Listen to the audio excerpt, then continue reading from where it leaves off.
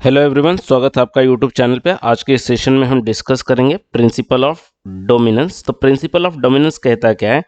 Principal of dominance state that if one strategy of a player dominates the other strategy in all condition, important word है in all conditions, then the latter strategy can be ignored. ये principle of dominance का कहना है। तो सब important बात ये है कि प्रिंसिपल ऑफ डोमिनेंस कब अप्लाई किया जाए? तो जब भी आपके गेम में सैडल पॉइंट ना हो, आपका गेम विदाउट सैडल पॉइंट हो। याद रखें, जब भी आपका गेम विदाउट सैडल पॉइंट हो। क्यों? क्योंकि जब आपके गेम में सैडल पॉइंट होता है तो आप उसको मैक्सिमिन या मिनी मैक्स स्ट्रैटेजी का यूज करके गेम की बेस्ट स्ट्रैटेजी हर प्लेयर के लिए और value of the game find out कर सकते हो। पर आपके गेम में अगर सैडल पॉइंट नहीं है तब आपको प्रिंसिपल ऑफ डोमिनेंस और अलजेब्रिक मेथड को कंबाइन यूज करके आपको वैल्यू ऑफ द गेम और best strategy for the player find out करनी पड़ेगी। अब इसके कुछ रूल्स है, तो एक एक करके हम रूल्स डिस्कस कर लेते हैं। जो हमारा फर्स्ट रूल है वो है कॉलम्स के लिए, कि कॉलम्स में आप कैसे डिसाइड करोगे कि कौन सी स्ट्रैटेजी किसको क्या डोमिनेट कर रही है। तो if all the elements of ith column, ith means number है, ओके, किसी भी एक कॉलम, पर्टिकुलर कॉलम के एलिमेंट्स इज ग्रेटर देन और equal to corresponding jth column, corresponding element के। ओके, जैसे अगर मैं बात करूं, जैसे मेरे पास दो कॉलम है, जैसे एक कॉलम है 1 2 जिसके एलिमेंट है, दूसरा कॉलम है 3 और 4। तो ये अगर आपका जो दूसरा कॉलम है तो दूसरे कॉलम है, ये पहले पहले एलिमेंट को क्या बोलते हैं, और करस्पॉन्डिंग एलिमेंट्स, जब पहला पहले के साथ दूसरा दूसरे के, इसको क्या बोलते हैं? करस्पॉन्डिंग एलिमेंट बोलते हैं। तो क्या कह रहा है कि if corresponding elements of the ith column are greater than or equal to jth column, then ith column is dominated। कौन? ith मतलब पहला वाला, मतलब जिसके एलिमेंट ग्रेटर हैं। तो कॉलम में जिसके एलिमेंट ग्रेटर है वो डोमिनेट होता है, किससे? जिसके एलिमेंट छोटे हैं उससे। And can be deleted from the matrix. कौन डिलीट होगा? जिसके एलिमेंट ग्रेटर हैं, मतलब ith डिलीट होगा, ये डिलीट होगा। याद रखना, कॉलम में जिसके एलिमेंट ग्रेटर हैं वो डिलीट होगा। Okay, if all the element of the ith row are less than और equal to corresponding jth row, then ith row is dominated by jth row and can be deleted from the matrix. कौन delete होगा? ith row delete होगा। कौन? जिसके element छोटे हैं। तो column में, सॉरी, रो में, यहां पर जो स्ट्रैटेजी है वो है रो के लिए। तो रो में कौन डिलीट होगा? डिलीट होगा जिसके एलिमेंट छोटे हैं। तो याद रखना है, कॉलम में कौन डिलीट होगा? जिसके एलिमेंट बड़े हैं। ओके, और रो में कौन डिलीट होगा? जिसके एलिमेंट छोटे हैं। तो अब हम यहां पर एक क्वेश्चन देखते हैं जिससे हमारी कंसेप्चुअल क्लियरिटी और ज्यादा हो जाए। तो use the concept of the dominance to solve the problem.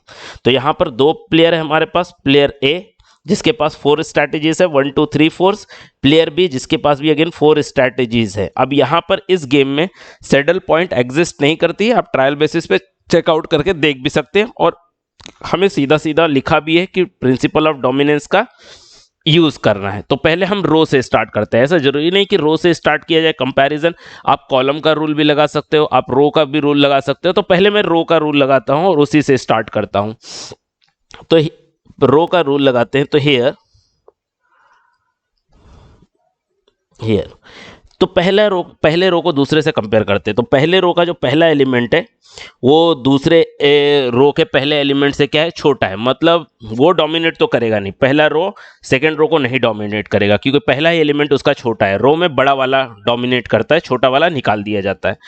अब फर्स्ट का थर्ड से कंपेयर करते हैं। तो 3 इज ग्रेटर देन 2, यस, पहला एलिमेंट तो डोमिनेट कर दिया। 5 is greater than 1, yes, third row से कंपेयर कर रहे हैं, फर्स्ट रो थर्ड को।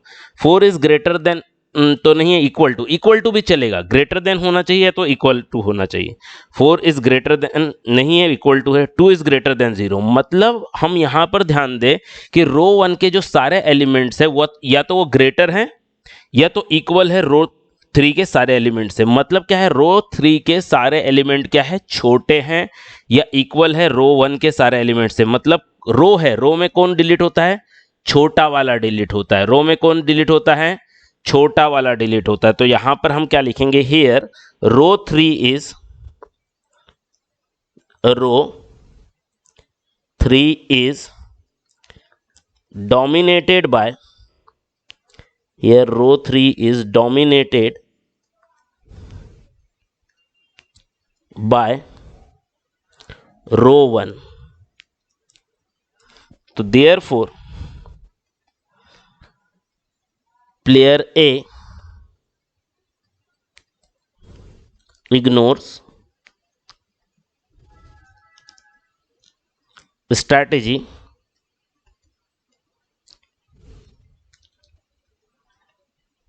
3. स्ट्रैटेजी 3 को क्या करेगा, इग्नोर कर देगा। तो हमारे पास क्या मिलेगा, हमारे पास ये 3 का स्ट्रैटेजी को हम क्या करेंगे, डिलीट कर देंगे। तो 1 2 और 4 बचेगा। अब 1 2 और 4 जो बचेगा उसे लिख लेते हैं हम लोग। तो यहां पर क्या लिख दिया मैंने, प्लेयर ए, उसकी जो स्ट्रैटेजीज है 1 2 और 4, और प्लेयर बी लिख देता हूं।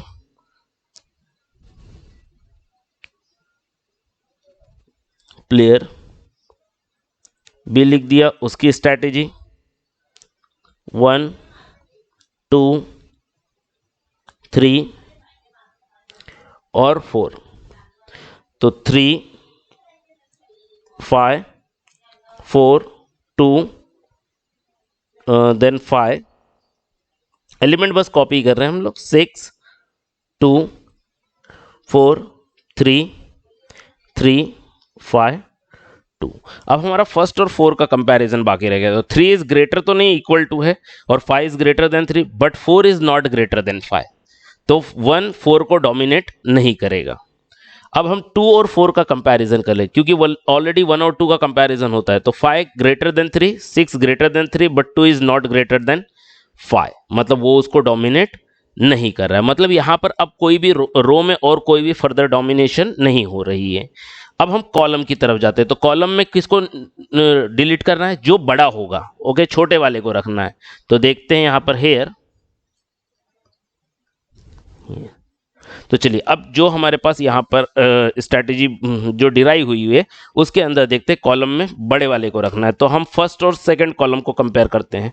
तो 5 is greater than 3, 6 is greater than 5, 3 is greater then तो नहीं है, इक्वल टू है। मतलब अगर कॉलम 2 के सारे एलिमेंट्स देखें तो बड़े हैं। कॉलम 2 के सारे एलिमेंट्स कॉलम 1 के कंपैरिजन में क्या है, बड़े हैं। तो कॉलम में किसको निकालते हैं, जो बड़ा होता है, ओके। तो यहां पर हम लिखेंगे here column, here column 2 is dominated by, column 2 is dominated by column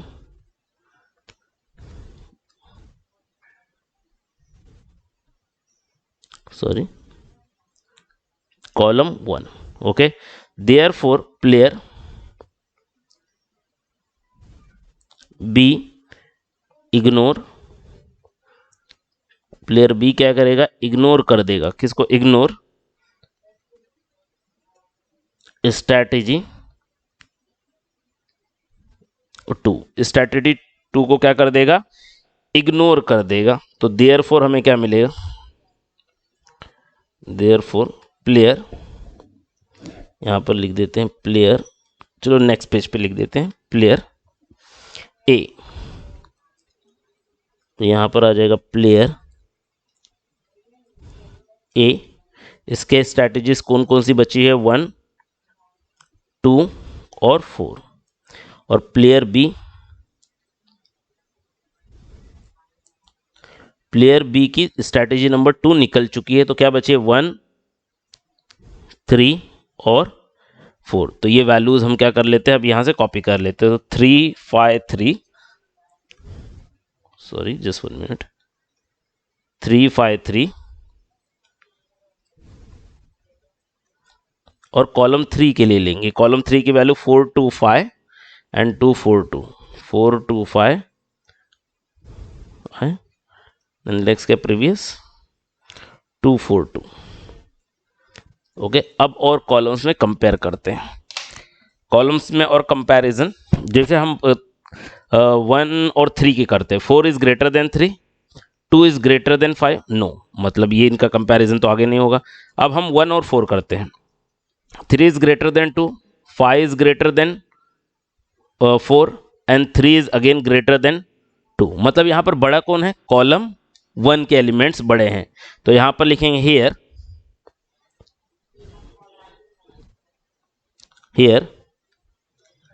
column 1 is dominated by column 4. Therefore player B ignore strategy 1।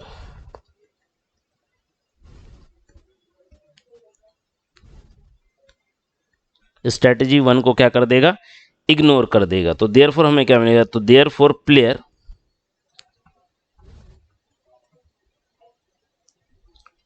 ए, कितनी स्ट्रेटेजी है इसके? 1, 2 और 4। और प्लेयर बी इसकी स्ट्रेटेजी कौन कौन सी बचेगी? इसकी 3 और 4 बचेगी, सिर्फ 3 और 4। तो चलो इनकी वैल्यूज लिख लेते हैं। तो कितना आ जाएगा? 4 2 5 2 4 2। अब हम 3 और 4 की कंपैरिजन करते हैं। तो 4 is greater than 2 but 2 is not greater, तो ये तो डोमिनेट नहीं कर पाएगा। अब हम वापस रो के देखते हैं। क्यों? क्योंकि अलजेब्रिक मेथड से सॉल्व करना है तो 2/2 बनना चाहिए। अब यहाँ पर गेम तो सॉल्व दिख नहीं रहा है, तो अभी हम इसे 2/2 में कन्वर्ट करने की कोशिश करेंगे। तो हमने 3 और 4 का कंपैरिजन तो कर लिया, तो वहाँ पर तो कंपैरिजन में आ ही नहीं रहे, क्राइटेरिया में बैठ नहीं रहे, मतलब अब इनमें से कोई भी एलिमिनेट होने वाला नहीं। अब हम रो की तरफ फिर से आते हैं। तो रो में किसको एलिमिनेट करना होता है? जो छोटा होता है। ओके, तो यहाँ पर हम किस कंपैरिजन करते हैं? 4 और फर्स्ट और सेकेंड रो का। तो 4 is greater than 2 and 2 is not greater than 4, मतलब 1 और 2 तो डोमिनेट नहीं कर पाएंगे।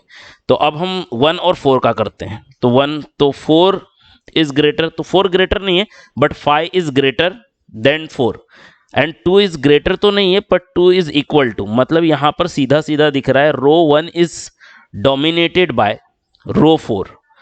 रो 1 इज डोमिनेट, क्योंकि रो में उसको रखते हैं जो बड़ा होता है। तो रो 4 बड़ा है एज कंपेयर टू रो 4 के सारे एलिमेंट बड़े हैं कंपेयर टू रो 1 के। अगर रो 2 की बात करेंगे तो 2 is not greater, okay, but 4 is greater है। 4 क्या है? ग्रेटर है 2 से। तो 1 और 2 में तो डोमिनेशन पॉसिबल नहीं हो रहा है, पर 1 डोमिनेट हो रहा है रो 5 से। तो यहां पर हम क्या लिखेंगे? Here row 4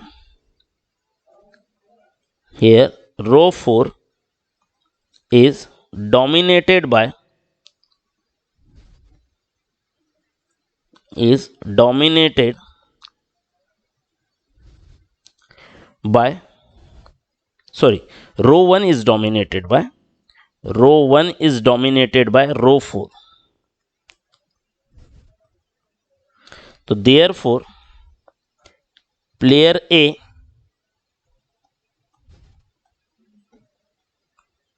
ignore strategy 1। अगर प्लेयर ए ने स्ट्रैटेजी 1 इग्नोर कर दी तो प्लेयर ए के लिए कौन सी स्ट्रैटेजीज बचेंगी? 2 और 4। तो अभी यहां पर क्या लिखते हैं? प्लेयर, जस्ट 1 मिनट,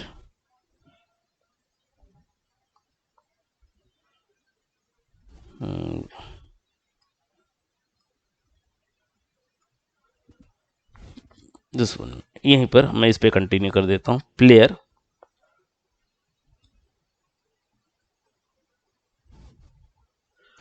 ए, और यहां पर क्या हो जाएगा? Player B. तो प्लेयर ए के लिए जो स्ट्रैटेजीज हमारे पास बचेंगी वो कौन सी बचेंगी? 2 नंबर की स्ट्रैटेजी और 4 नंबर की स्ट्रैटेजी। और प्लेयर बी के लिए 3 और 4 नंबर की स्ट्रैटेजी बचेगी, तो 3 और 4 नंबर की स्ट्रैटेजी हम यहाँ पर लिख लेते हैं। तो 3 और 4 नंबर की स्ट्रैटेजी बच गई।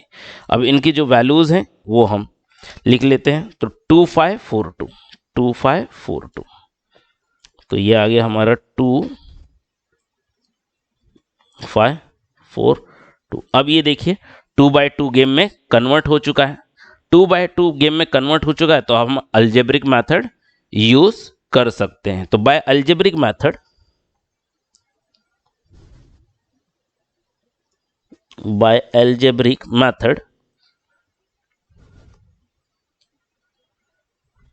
Value of game